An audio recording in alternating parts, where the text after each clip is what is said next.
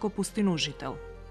Живеел во пештера, подвижувајќи се цели 32 години, во живот исполнет со молитви, без контакт со луѓето.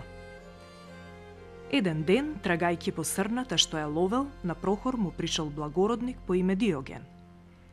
Младиот ловец отпрвен се исплашил кога го видел пустиножителот, но потоа се созел и почнале да разговараат.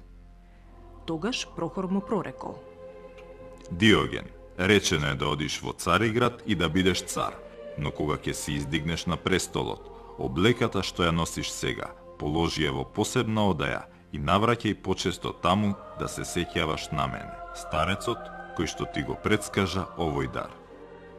Така и станало. Благородникот станал цар Роман Диоген.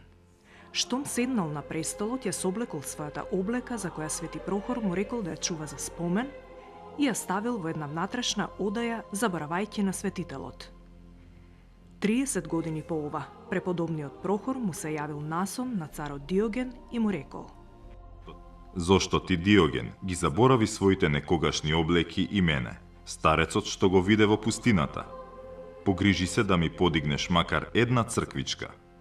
Така царот, барајќи го местото на подвигот на Божиот угодник во Нагоричане, му подигнал црква, но никако не можел да ги пронајде моштите на Прохора.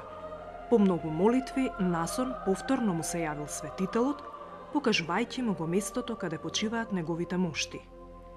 Кога царот ги пронашал моштите, се поклонил пред нив и наредил да се подигне нова црква покрај реката Пчиња. Новоподигнатата црква била осветена во присуство на царот Диоген и многуброен народ. Во неа ги положиле моштите на Свети Прохор Пчински, кој во изобилие точат од себе исцелително миро.